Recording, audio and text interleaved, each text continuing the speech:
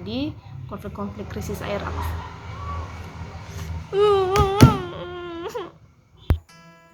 Eits, untuk lanjut nonton videonya jangan lupa like, komen, dan subscribe ya. Jangan lupa lonceng notifikasinya juga. Thank you. Halo semuanya, apa kabar di sana? Semoga dalam keadaan baik ya. Perkenalkan, nama saya Ripka Marbella, saya mahasiswa Universitas Sumatera Utara, jurusan Ilmu Politik Stambuk 2018. Nah, saya membuat video ini untuk menyelesaikan tugas akhir dari mata kuliah Politik Agraria. Kalau kita membahas mengenai agraria, mungkin pertama kali yang ada dalam pikiran kita adalah masalah pertanahan. Memang untuk masyarakat awam, agraria diidentikan dengan masalah-masalah atau problema-problema yang terjadi dalam hal atau dalam bidang pertanahan. Namun, lebih dari itu memang sektor agraria ini mencakup dari hal pertanahan, yaitu dibagi dalam pertanian, perkebunan, kemudian juga tambang, dan juga agraria ini membahas mengenai perairan dan juga udara. Itulah yang membuat saya tertarik untuk membahas bidang lain selain bidang pertanahan yang mencakup dalam sektor agraria, yaitu bidang perairan. Di mana sektor perairan itu merupakan sektor yang sangat penting juga untuk manusia. Karena di Indonesia sendiri, perairan kita ada 2/3 dari Indonesia, seperti itu. Dan juga air merupakan kebutuhan utama bagi manusia, baik itu kebutuhan untuk minum, mencuci, dan juga kebutuhan-kebutuhan untuk sehari-hari, seperti itu. Itulah yang membuat saya tertarik membahas mengenai sektor agraria di luar dari pertanahan yang kurang terekspos, yaitu sektor perairannya.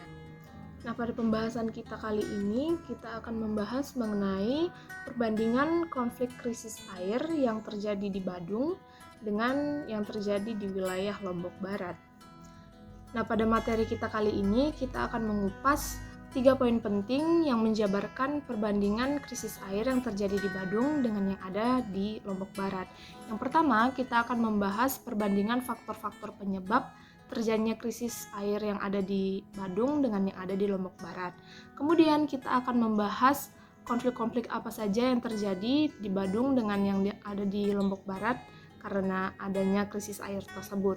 Kemudian yang terakhir kita akan membahas bagaimana perbandingan cara mengatasi konflik krisis air yang ada di Lombok Barat dengan yang ada di Badung.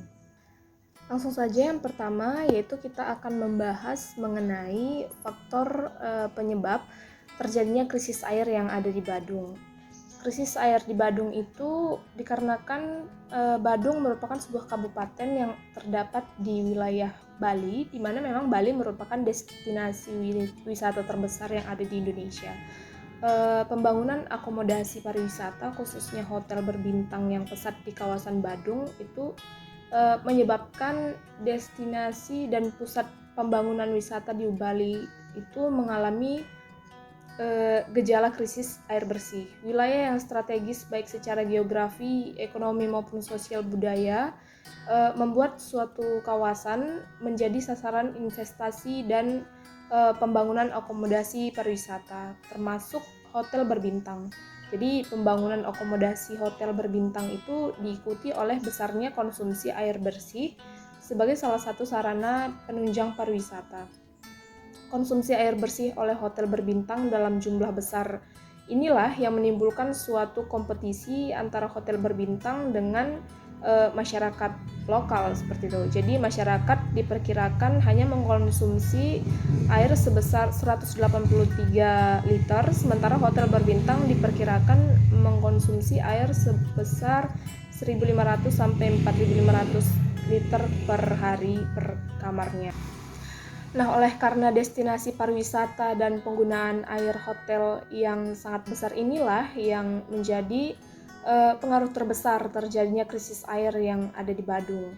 Karena dalam memenuhi kebutuhan air bersih itu hotel berbintang menggunakan 3 jenis sumber air, yaitu yang pertama itu sumber air PDAM, air tanah, dan juga air olahan limbah. Hotel berbintang menjadi konsumen air terbesar kedua yang ada di Bali.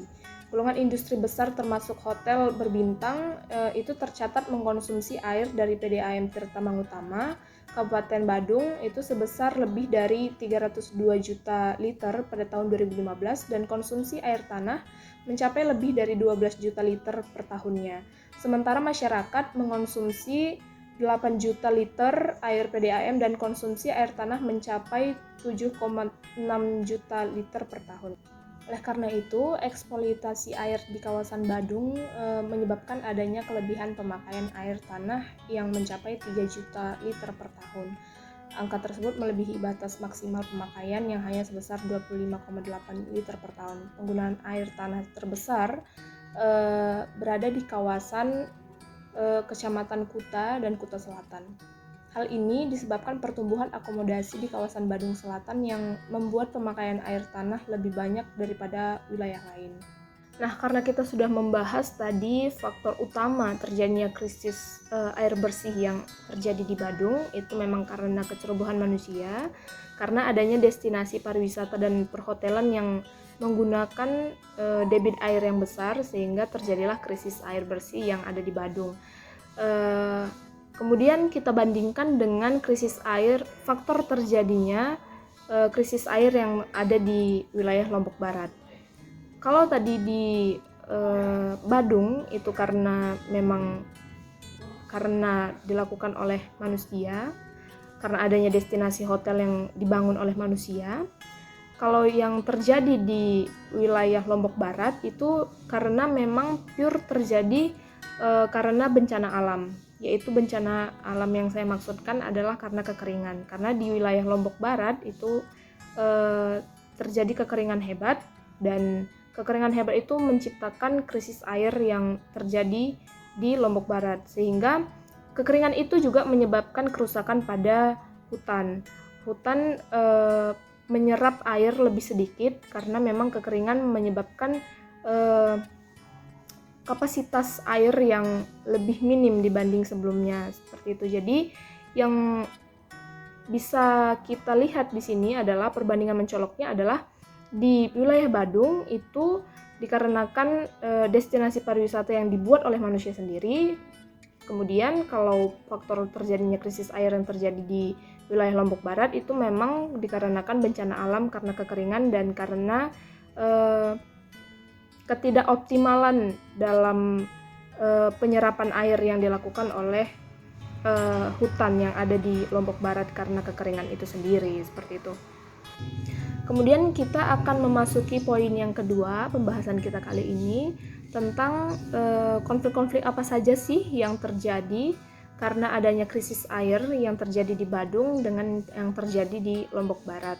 Nah, setelah saya analisis dan juga saya membaca di berbagai sumber juga, ternyata faktor utama memang krisis air yang terjadi di wilayah Badung itu karena destinasi pariwisata perhotelan yang menggunakan air dengan debit yang sangat banyak, seperti itu.